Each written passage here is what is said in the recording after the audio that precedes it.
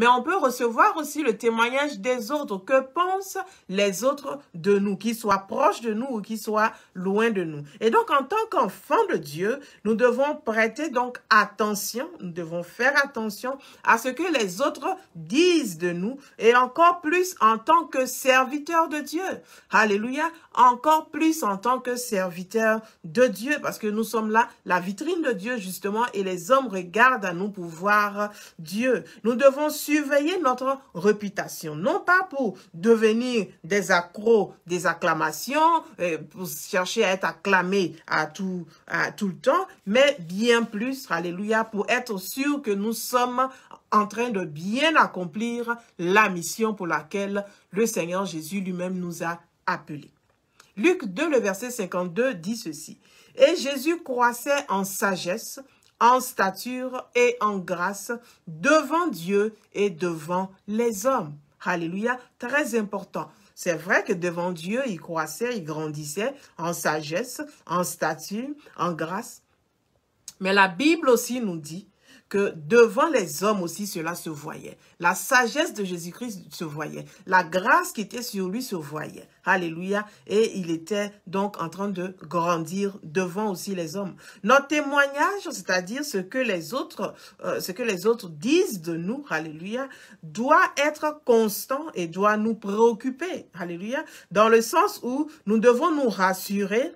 Nous devons nous rassurer que ce témoignage-là est bon. Nous devons faire attention et être sûrs que ce témoignage en question est un bon témoignage, est un témoignage honorable. Nous venons de le lire. Jésus-Christ grandissait devant Dieu en sagesse, en stature et en grâce. Mais la Bible prend le soin de nous dire que cette sagesse, cette stature et cette grâce se voyaient aussi par les hommes. Alléluia. Et donc, nous devons faire attention au témoignage que nous avons aussi devant les hommes. Et Jésus, d'ailleurs, va demander donc à ses disciples, dans notre message, « Qui dites-vous que je suis ?»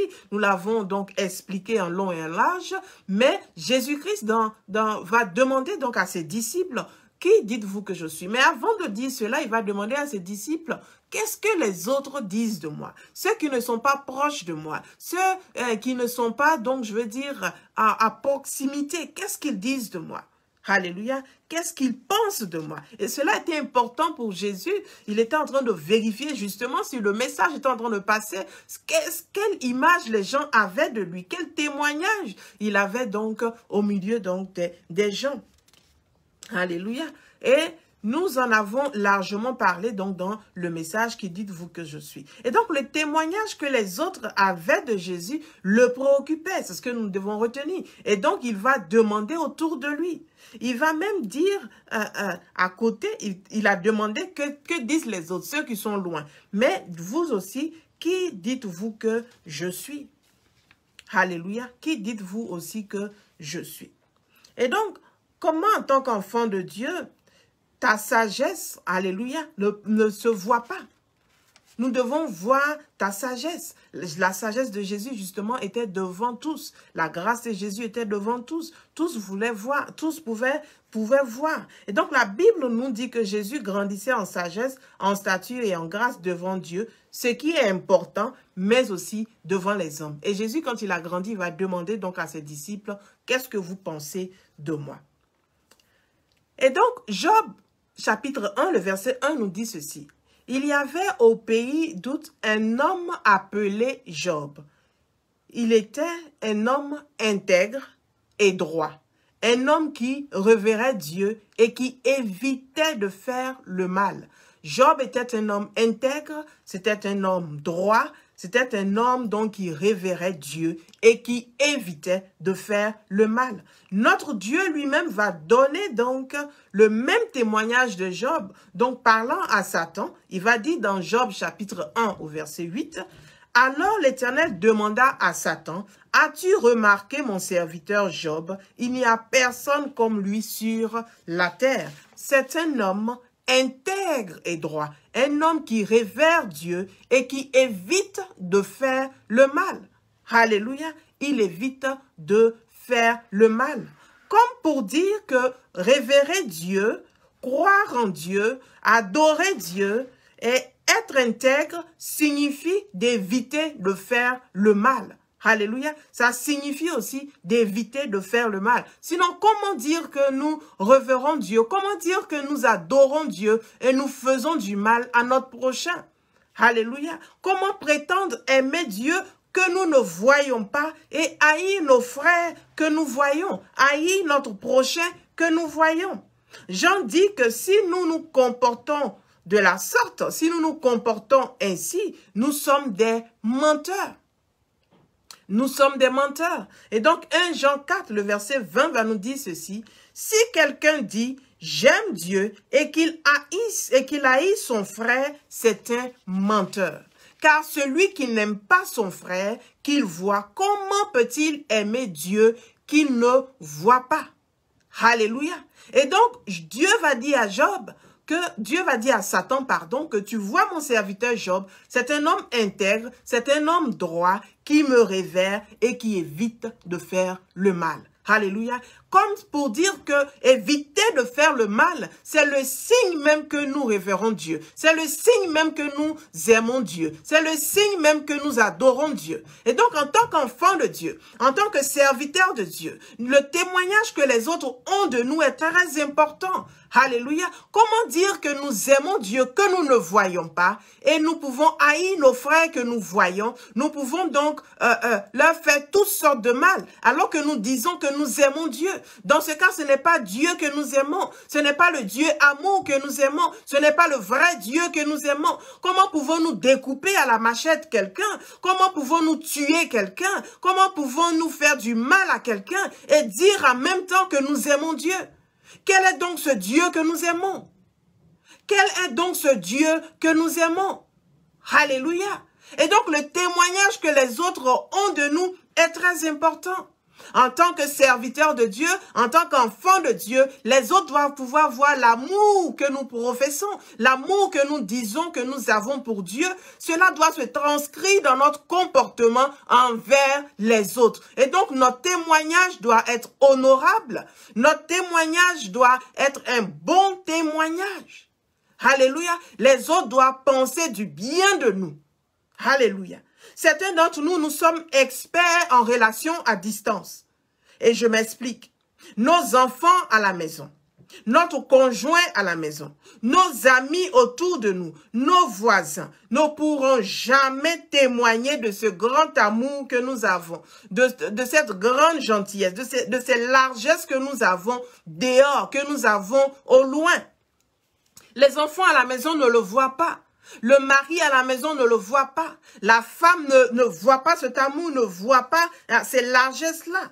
Alléluia. Que nous faisons. Et donc, nous sommes experts dans les relations à distance. Quand les gens nous appellent de loin, oui, nous pouvons les aider.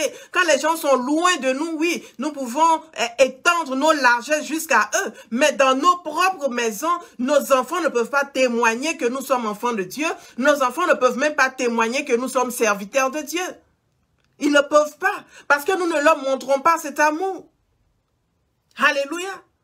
Comment comprendre que quelqu'un est pasteur, il est homme de Dieu, il est établi sur une église, disons, à Londres, il est établi sur une église à Miami, il est établi sur une église à Sydney, mais les gens de son église ne savent pas que c'est un bon pasteur, les gens de son église ne pensent pas de bien de lui, mais par contre, ceux qui sont à Yaoundé, ceux qui sont à Abidjan, ceux qui sont à Bamako, ils savent que ça c'est un très bon pasteur, c'est une grande servante de Dieu, parce qu'elle m'a fait ceci, parce qu'il m'a fait cela, parce qu'il m'a beaucoup soutenu, et on ne peut pas soutenir ceux qui sont devant nous.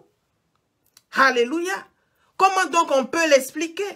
Jésus va demander à ses disciples, que disent les gens à mon sujet? Alléluia. Il demande à ses disciples, que disent les gens à mon sujet? Les disciples vont expliquer, d'autres pensent que tu es Élie, d'autres pensent que tu es un autre prophète qui est venu, d'autres vont penser que tu es Jean-Baptiste. Mais Jésus-Christ ne va pas s'arrêter là. Il va continuer pour leur dire, d'accord, eux ils sont loin de moi, je peux comprendre qu'il n'est pas une lecture réelle de qui je suis, il n'est pas une image vraie de qui je suis, mais vous qui êtes à côté de moi, qui dites-vous que je suis? Et c'est là que la vraie réponse va sortir.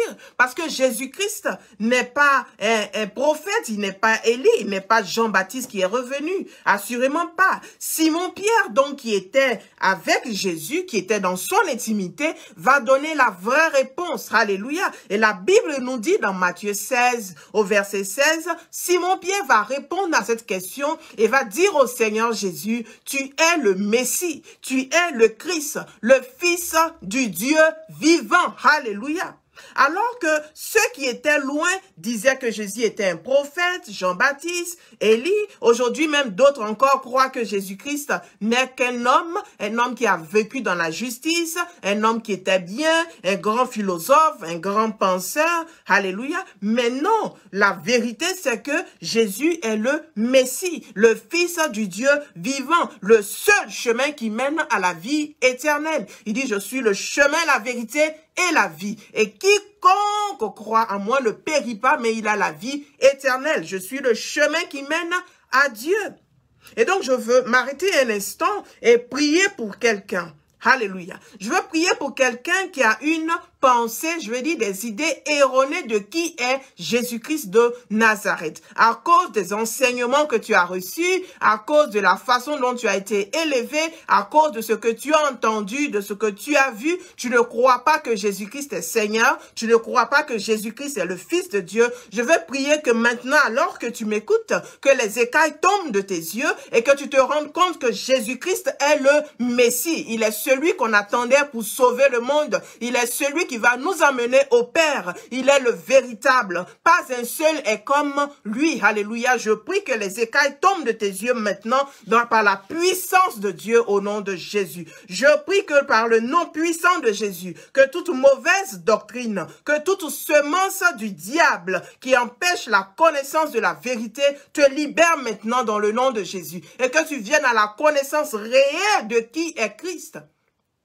On se souvient de ce message-là, Jésus le Messie. Quand Jésus-Christ a dit à Pierre, Pierre, tu es heureux. Simon Pierre, fils de Joas, tu es heureux parce que quoi? Tu connais la vérité, tu as le bon témoignage de moi. Tu sais que je suis le Messie. À partir de ce moment, tu es un homme heureux. Je veux prier dans le nom de Jésus que toi aussi tu sois heureux parce que tu arrives à la connaissance de Christ. Tu arrives à la connaissance de qui est Christ réellement. Ce n'est pas un Joseph, un Jean-Baptiste, ce n'est pas un Élie, ce n'est pas un prophète, ce n'est pas un grand penseur, c'est le Fils du Dieu vivant, celui qui nous a été donné, celui par qui nous pouvons être sauvés.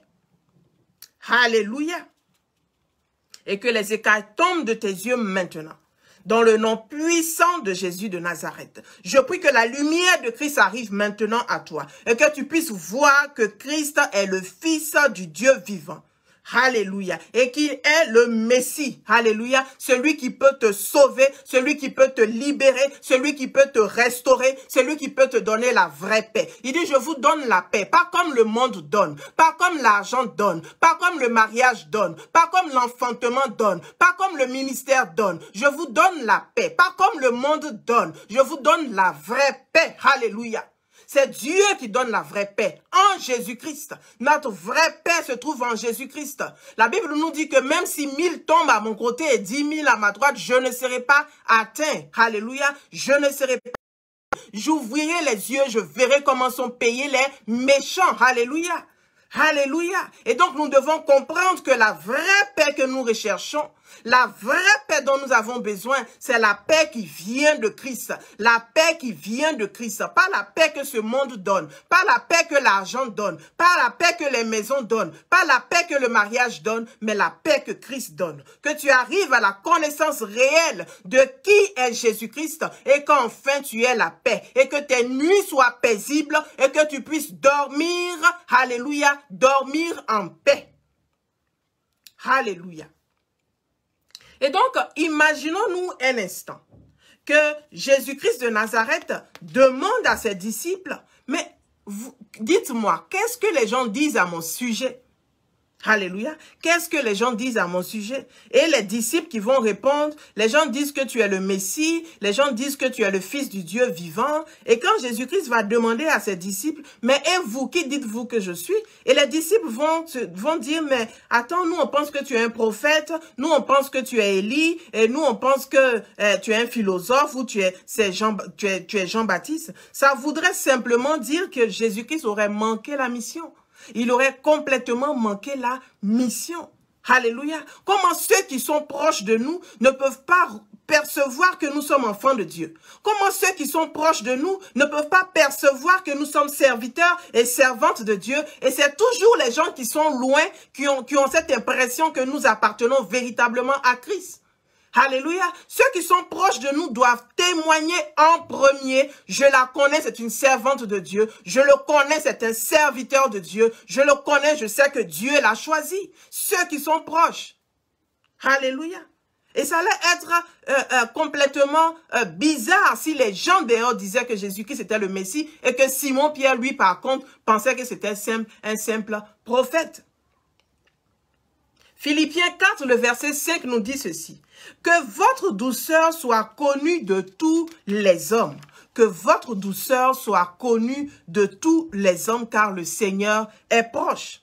Alors, je ne suis pas en train de dire qu'il faut seulement s'occuper donc de ceux qui sont proches de nous.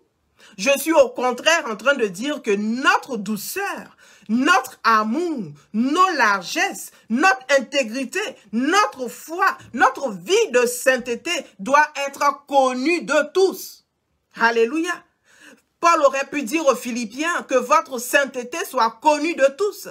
Que votre vie qu'est-ce que j'ai dit? Votre vie de consécration soit connue de tous. Alléluia. Que votre vie de consécration, donc, soit connue de tous. Votre vie de sainteté soit connue de tous. Que votre intégrité soit connue de tous. Que les gens soient loin ou qu'ils soient proches de nous. En tant que serviteurs de Dieu, nous devons rester constants. Alléluia. Excusez-moi. Nous devons donc rester constants. Que notre largesse, notre amour, notre intégrité, notre foi soit connue de tous. Ecclésiaste, chapitre 7, le verset 1 nous dit ceci. Une bonne réputation vaut mieux que le bon parfum. Alléluia. Une bonne réputation vaut mieux que le bon parfum. En veillant donc au grain, en nous assurant que nous avons une bonne réputation, un bon témoignage, nous sommes en train de glorifier notre Père qui est aux cieux. Nous sommes en train de témoigner que Jésus-Christ est amour.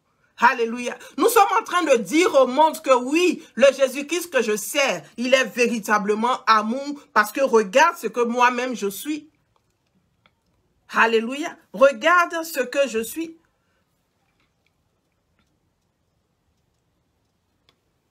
Nous sommes donc en train de glorifier notre Père qui est aux cieux quand nous donnons un bon témoignage. Nous sommes en train de montrer à tous combien de fois Dieu est bon. Nous sommes en train de montrer le chemin du ciel aux autres et même aux autres qui ne connaissent pas Dieu. Quand nous sommes bons, quand nous avons une bonne réputation, un bon témoignage, nous sommes en train de témoigner de Jésus-Christ. Nous sommes en train justement d'évangéliser, d'emmener les gens à Christ. Parce qu'ils vont nous voir et vont se rendre compte que mais, je veux être comme toi. Je veux être comme toi. Je veux être transformé comme toi. Je veux parler avec amour comme toi. Je veux aimer les gens de façon inconditionnelle comme toi. Je veux secourir les gens comme toi. Matthieu 5, le verset 16 nous dit ceci. Que votre lumière luise ainsi devant les hommes, afin qu'ils voient vos bonnes œuvres et qu'ils glorifient votre Père qui est dans les cieux. Alléluia. Nous sommes en train de parler de témoignage. Nous sommes en train de parler de témoignage. La semaine dernière, nous avons vu combien de fois nous pouvons témoigner de nous-mêmes. Donc, la chair et le sang peuvent témoigner de nous-mêmes. Cette semaine, nous sommes en train de voir comment est-ce que les autres peuvent témoigner de nous et combien de fois cela est important. La Bible nous dit dans Matthieu 5, 16 que nous venons de lire que notre lumière, il dit que votre lumière luise. Alléluia. que votre lumière luise, car nous sommes la lumière du monde. Nous devons présenter Christ au monde. Alors cette lumière que nous prétendons avoir doit luire, alléluia, dans les ténèbres, doit luire partout où nous arrivons, car on n'allume pas une lampe pour mettre dans un endroit caché, pour mettre sous le lit, pour mettre dans le placard, mais on le met dans un endroit, on met donc cette lampe-là dans un endroit pour éclairer toute la pièce. Et donc que votre lumière luise ainsi devant les hommes, afin qu'ils voient vos bonnes œuvres et qu'ils glorifient votre Père qui est dans les cieux. Alléluia. Et donc, nos bonnes œuvres doivent se faire voir. Que les gens soient proches de nous ou qu'ils soient loin de nous. Alléluia. Ne soyons pas des spécialistes des relations à distance. Alléluia. Les gens sont bien avec nous, ou bien les gens sont seulement bien quand ils sont loin. Quand ils se rapprochent, ils voient qu'en fait, il n'y a pas de lumière. Alléluia. Que au contraire, que notre lumière luise partout où nous sommes. Et donc, non seulement ce que les autres pensent, alléluia, doit nous préoccuper au point de nous rassurer que nous sommes en train de faire ce que le Seigneur nous dit, alléluia, on l'a vu dans Romains 12, le verset 18, il dit, la Bible nous dit que s'il est possible, autant que cela dépend donc de vous, soyez en paix avec tous. Vous accorderez avec moi pour dire que il y a des situations où c'est impossible d'être en paix. Mais la Bible nous dit que autant que cela dépend de nous, nous devons tout faire pour être en paix avec les autres. Autant bien sûr, alléluia, que cela dépend de nous. Aussi, nous devons montrer à tous, que les gens soient proches ou qu'ils soient loin, nous devons montrer donc à tous que nous sommes de Dieu. Et donc, notre lumière doit luire devant tous.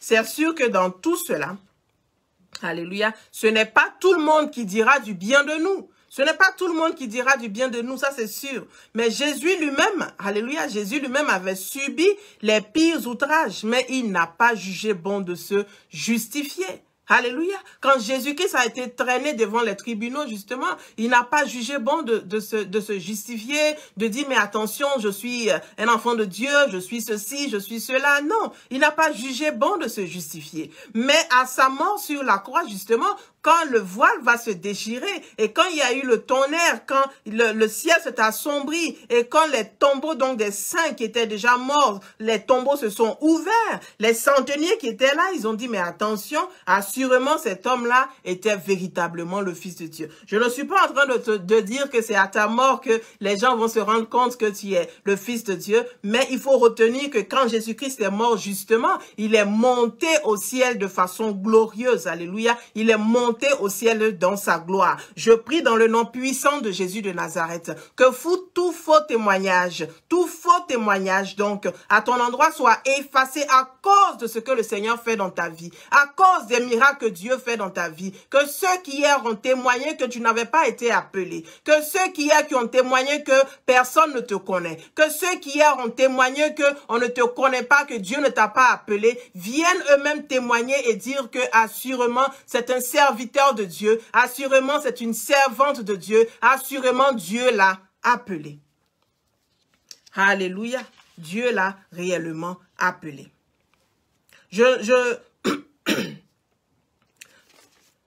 Dans le nom de Jésus, dans le nom de Jésus. Alors, quel que soit ce que les autres pensent de nous, il est quand même important donc d'exposer cela à la lumière de la vérité.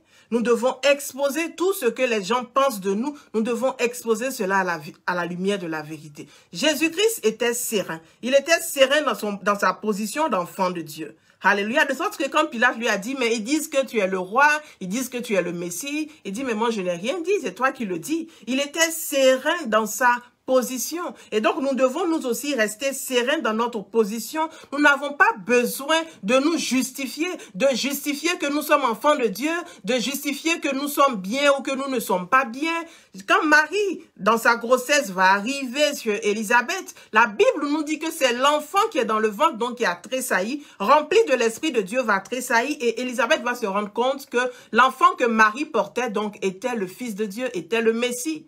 Alléluia. Et donc, c'est elle qui va témoigner justement que Marie, l'enfant que tu portes est le Messie, l'enfant que tu portes est le Fils de Dieu. On se souvient que Joseph voulait partir. Il voulait partir, laisser Marie parce qu'elle était enceinte et il n'était pas encore marié. Mais Dieu va venir encore témoigner de Marie pour dire que non, ne pars pas, reste avec elle parce que l'enfant qu'elle porte, c'est le Fils de Dieu. C'est moi justement qui ai mis cet enfant dans son sein et reste donc avec elle. Donc, nous n'avons pas besoin de nous justifier, alléluia. Nous n'avons pas besoin de nous justifier parce que c'est pas tout le monde qui va nous aimer, c'est pas tout le monde qui va nous apprécier, mais que notre esprit ne nous condamne pas.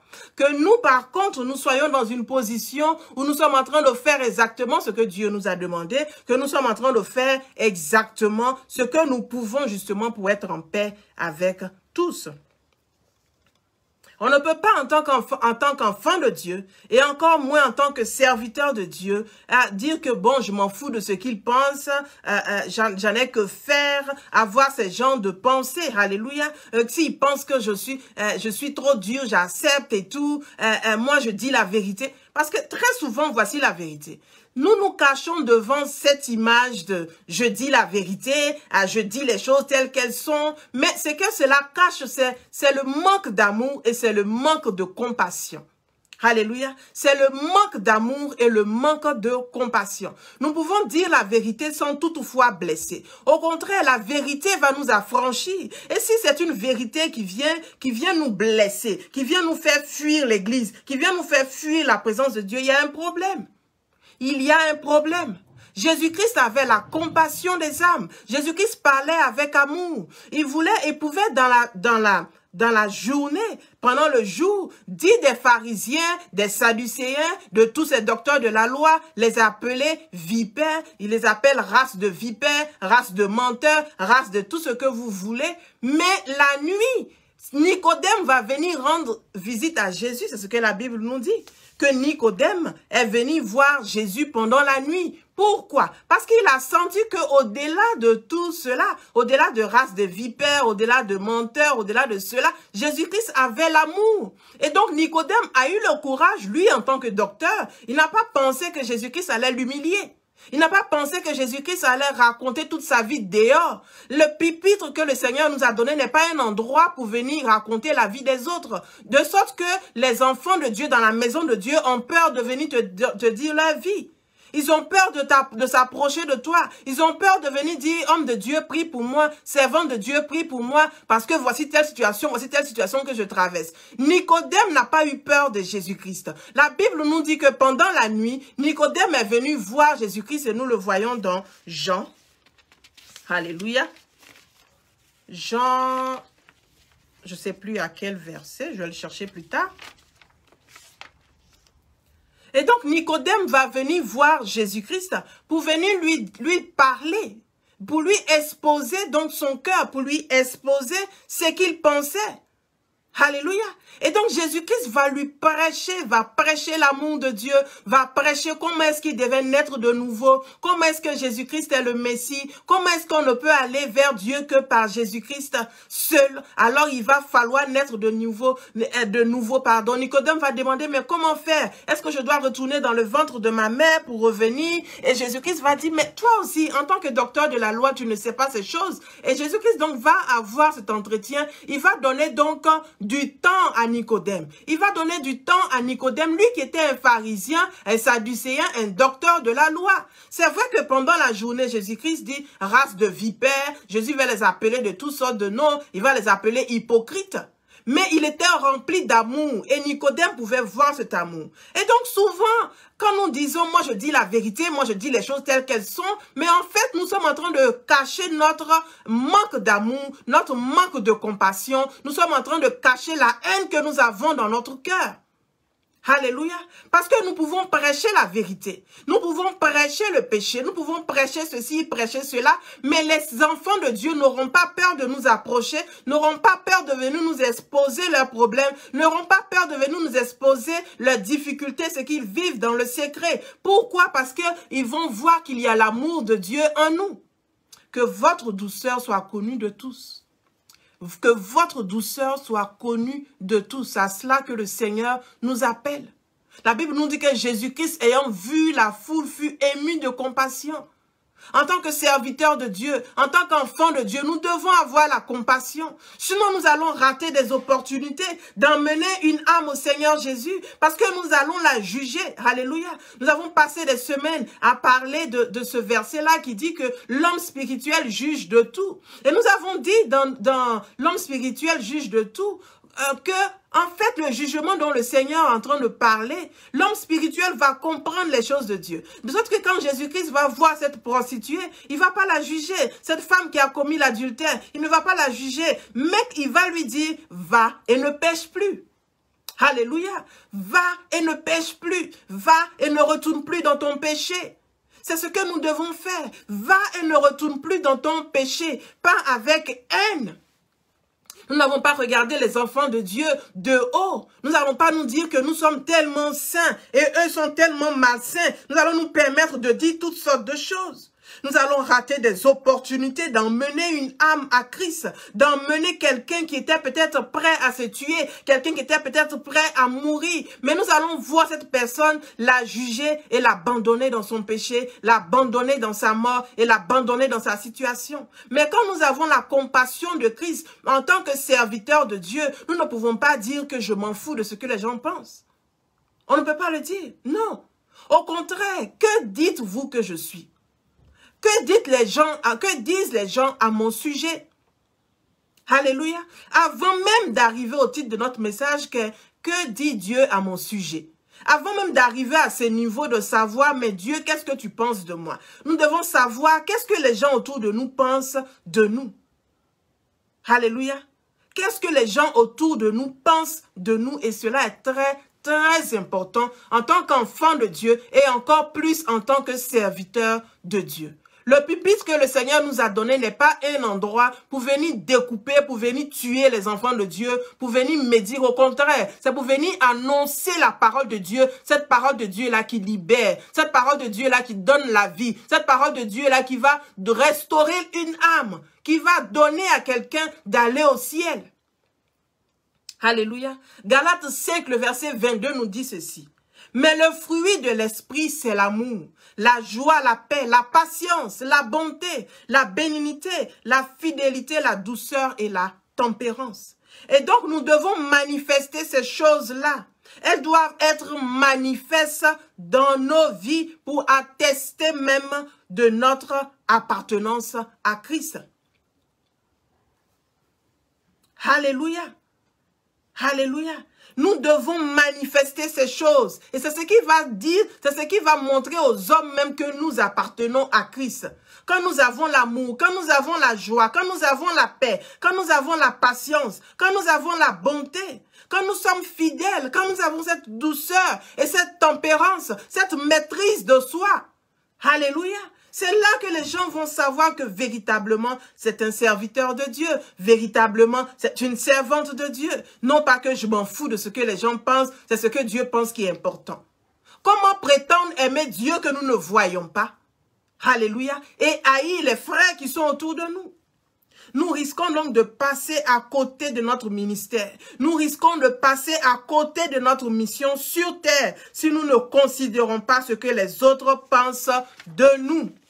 Alléluia. Si nous ne considérons pas ces choses, nous risquons de passer à côté. Car l'ouvrier mérite son salaire. Comment en tant que serviteur de Dieu, Dieu va nous bénir si nous ne sommes pas en train de travailler? Nous sommes ouvriers, bien sûr, ouvriers dans le champ de Dieu. Mais notre ouvrage premier, c'est d'amener les âmes à Christ. C'est à cela que le Seigneur nous appelle. Que ce soit par le comportement, par la prédication, par la prière, par l'exhortation, par toutes sortes d'œuvres, notre ouvrage premier, c'est d'emmener les âmes à Christ. Alléluia. C'est d'emmener les âmes à Christ. C'est en cela que Dieu donc va nous bénir, va nous récompenser, va nous payer notre salaire. Mais nous allons passer à côté de nos bénédictions. Nous allons passer à côté de ce que Dieu veut faire pour nous si nous sommes autant, alléluia, orgueilleux à la limite, si nous ne considérons pas ce que les autres pensent de nous. Jésus-Christ lui-même va demander, mais vous, qui dites-vous que je suis? Jésus disait des pharisiens, des sadducéens et de tous ces docteurs de la loi qu'ils étaient une race de vipères. Mais on l'a vu, combien de fois il est venu donc, je veux dire, il a accepté de recevoir Nicodème. Il a accepté donc d'écouter ce que Nicodème avait pour lui.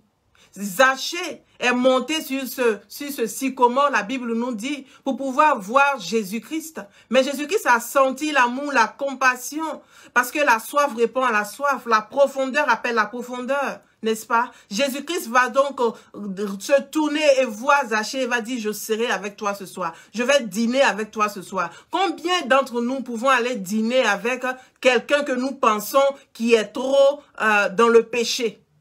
Quelqu'un que nous pensons que Dieu même a écarté.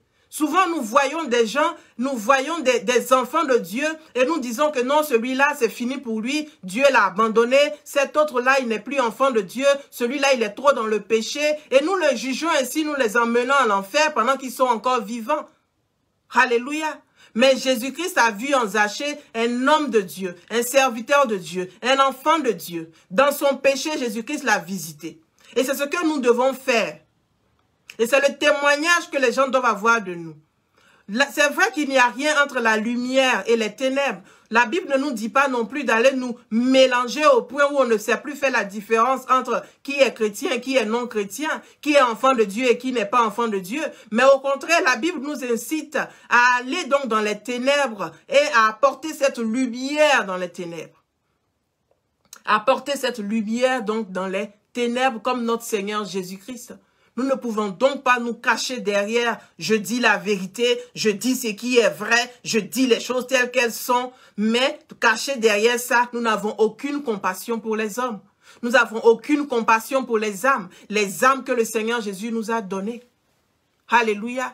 Nous rencontrons des gens qui sont prêts à se tuer, prêts à se suicider, prêts à mourir. Des gens qui traversent des situations difficiles et compliquées. Mais parce que nous les avons jugés, nous disons non, il ne peut pas rentrer chez moi. Il va envoyer des esprits. Les esprits qui le poursuivent vont le poursuivre dans ma maison. Mais ce n'est pas cela que le Seigneur nous a appelés. Le Seigneur nous a appelés à justement recevoir des gens opprimés, à justement recevoir ceux qui ont des problèmes, à justement recevoir ceux qui sont tellement au fin fond même de l'enfer et à les sortir de là. C'est la puissance que Dieu nous a donnée. C'est l'esprit qui nous a donné, un esprit de force, d'amour et de sagesse. Alléluia. Nous avons la force en Christ. Nous avons la force donc pour délivrer les âmes. Il dit, voici les signes qui accompagneront ceux qui auront cru. Il y a donc des signes qui doivent nous accompagner. Et ces signes-là nous accompagnent où? Dans le monde. Ces signes-là nous accompagnent quand nous allons évangéliser. Ces signes-là nous accompagnent quand nous allons chercher ceux que nous avons déjà jugés. Alléluia. Et donc, que disent les autres à mon sujet? Quelle est ma réputation en tant que servante de Dieu, en tant que serviteur de Dieu, en tant qu'enfant de Dieu, doit être pour moi une préoccupation. Doit être pour moi une préoccupation. Alléluia. Avant même d'arriver au fait que le Seigneur m'a appelé, avant même de pouvoir dire partout que Dieu m'a appelé, je dois avoir une bonne réputation. Alléluia. Sinon, comment est-ce qu'on sera béni? Nous risquons donc de passer à côté donc de notre bénédiction. Nous risquons de passer à côté de ce que le Seigneur a pour nous. Job était un homme intègre, intègre devant Dieu, intègre devant les hommes. Jésus-Christ grandissait en stature, en grâce, en sagesse, devant Dieu, aussi devant les hommes. La Bible nous dit que votre douceur soit connue de tous. Alléluia. Amen, amen. Amen. Nous allons continuer donc ce message la semaine prochaine, pardon. Nous allons continuer ce message donc la semaine prochaine par la grâce de Dieu. Nous allons prendre donc quelques moments donc pour prier. Nous allons prier donc pour la Côte d'Ivoire. Alléluia. Nous allons prier donc pour la Côte d'Ivoire. Je vais commencer par Ecclésiaste chapitre 5, verset 8 pour certains ou verset 7 pour d'autres. La Bible nous dit ceci.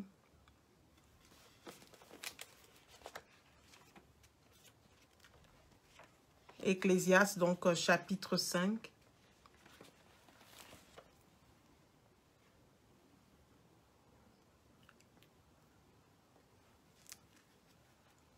Excusez-moi.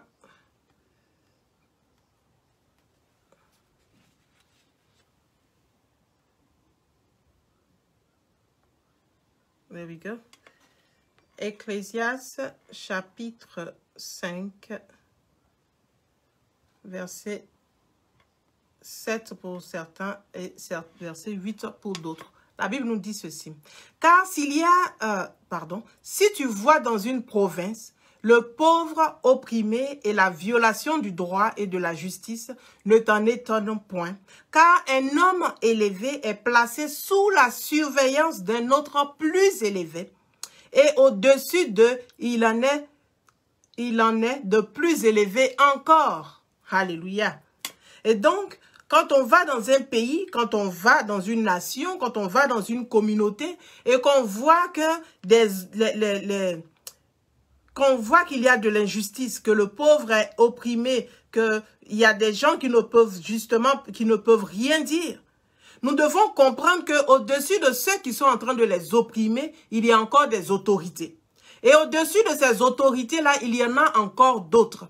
Et la Bible est en train de nous faire comprendre que les autorités même qui sont là ne sont pas les vraies autorités. Qu'au-dessus d'eux, il y a encore Dieu.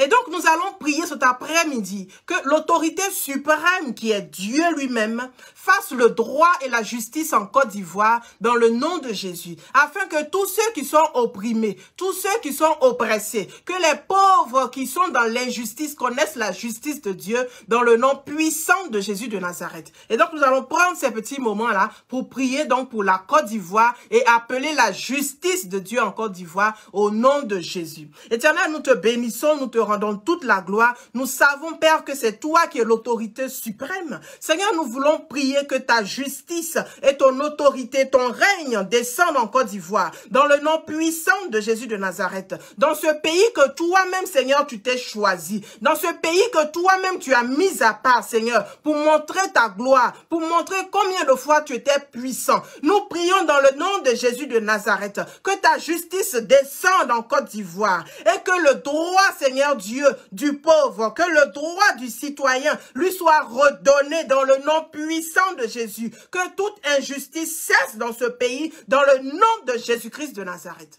Que la gloire te revienne, Seigneur, parce que tu fais quelque chose de grand en Côte d'Ivoire, au nom de Jésus. Alléluia. Nous allons prier encore selon Exode 12, le verset 13. Nous allons prier selon Exode 12, le verset 13. Les enfants d'Israël s'apprêtent à sortir donc d'Égypte. Les enfants d'Israël s'apprêtent à sortir d'Égypte et le Seigneur va leur donner donc cette instruction. Il va leur demander donc de mettre le sang sur le linteau des portes. La Bible nous dit dans Exode 12 au verset 13 que le sang vous servira de signe sur les maisons où vous serez. Je verrai le sang et je passerai par-dessus vous et il n'y aura point de plaie qui vous détruise quand je frapperai donc le pays d'Égypte. Nous allons prier donc pour les enfants de Dieu qui sont en Côte d'Ivoire. Nous allons prier dans le nom puissant de Jésus, que Dieu lui-même les marque par son sang, que Dieu lui-même les marque par son sceau, afin que ces jours à venir, Seigneur, que Dieu lui-même puisse les protéger dans le nom de Jésus. Éternel, nous voulons te confier tous tes enfants en Côte d'Ivoire, éternel. Nous voulons te confier tous tes enfants partout dans toutes les nations, Seigneur, qui sont oppressés, opprimés, qui connaissent la guerre ou qui entendent des bruits de guerre. Nous prions dans le nom puissant de Jésus de Nazareth, que toi-même tu puisses les marquer. Marque-les, Seigneur, par ton sang. Marque-les par ta présence. Marque-les par ta puissance, Seigneur. Car ceux qui t'ont accepté ne sont pas devenus enfants de Dieu par le sang ou par la chair, mais ils sont devenus enfants de Dieu par la puissance de Dieu. Et je prie dans le nom de Jésus que tous tes enfants, Seigneur, qui t'appartiennent et qui sont appelés par ton nom et qui sont partout dans le monde, en particulier en Côte d'Ivoire, soient marqués par le sang de Jésus de Nazareth, afin qu'ils soient épargnés au nom de Jésus. Merci, Seigneur, de marquer nos familles, de marquer nos maisons, de marquer, Seigneur, ceux qui t'appartiennent au nom de Jésus-Christ de Nazareth. Alléluia. Nous allons prier selon Exode 11, le verset 7. La Bible nous dit ceci, selon Exode 11, le verset 7. Toujours donc, dans le même esprit, les enfants d'Israël s'apprêtent à sortir d'Égypte. La Bible nous dit que même parmi tous les enfants d'Israël, depuis les hommes jusqu'aux animaux, pas même un chien ne remuera sa langue, afin que vous sachiez quelle différence l'Éternel fait entre l'Égypte et l'Israël. Pas même un chien n'aboiera, pas même un chien n'aboiera. Donc, depuis les hommes jusqu'aux animaux, tous seront préservés. C'est ce que le Seigneur est en train de dire. Que quand il va frapper l'Égypte, les enfants d'Israël, ceux qui lui appartiennent, ceux qui sont de son peuple, ceux qui ont été marqués donc par le sang de Jésus-Christ, il dit, et les hommes et les animaux, personne ne sera atteint. Personne ne sera atteint d'aucune plaie. Je proclame dans le nom puissant de Jésus de Nazareth qu'on n'entende même pas un chien aboyer dans les maisons, dans les familles de tous ceux qui appartiennent à l'Éternel des armées, de tous ceux qui appartiennent à Jésus-Christ de Nazareth, à ceux qui ont été marqués par son sceau, à ceux qui lui appartiennent, à ceux qui ont été marqués par le sang de l'agneau. Pas même un chien n'aboiera dans ces maisons, dans le nom de Jésus, à cause de la protection. Seigneur, merci pour tes anges qui descendent en Côte d'Ivoire maintenant. Merci pour tes anges qui descendent dans ce pays, Seigneur, pour garder tes enfants en parfaite santé, en parfaite santé. Dans le nom de Jésus de Nazareth. Seigneur, nous bénissons ton nom. Nous te rendons toute la gloire au nom de Jésus. Alléluia. Alléluia. C'est le moment de donner ta vie au Seigneur Jésus. Si tu me suis cet après-midi ou même en différé, que tu n'as pas encore donné ta vie au Seigneur Jésus, que tu n'as pas encore fait du Seigneur Jésus ton Seigneur et ton Sauveur, je vais t'inviter ce soir à faire une simple prière avec moi, à dire, Seigneur Jésus, je te donne ma vie. Je reconnais que j'ai pendant longtemps été loin de toi, j'ai vécu loin de toi, mais à partir d'aujourd'hui, je te donne ma vie. Je te donne ma vie et je promets de vivre selon toi. Dans le nom de Jésus, viens dans ma vie, viens dans mon cœur et viens me transformer par ta puissance au nom de Jésus. Alléluia, alléluia. Mes frères, mes sœurs, les temps sont mauvais. C'est le temps de donner le Seigneur, nos vies au Seigneur Jésus, car il appartient à un homme de vivre et de mourir une seule fois, après quoi vient le jugement. Je prie dans le nom puissant de Jésus de Nazareth, que ce qui t'empêche de donner ta vie au Seigneur soit enlevé maintenant, au nom de Jésus, que tu reconnaisses que Jésus-Christ est Seigneur. Il est celui-là qui peut te sauver. Il est celui-là qui peut te garder. Il est le seul qui mène à Dieu. Alléluia. Nous sommes joignables, bien sûr, sur ma page personnelle, Pasteur Amandanda Priao, ou encore sur la page du ministère JWL Ministries. Et nous sommes donc à Londres et nous pouvons donc communiquer. Alléluia. Et nous ferons donc le plaisir donc de vous aider dans cette marche vers l'éternité. Alléluia. Soyez bénis au nom de Jésus. Amen.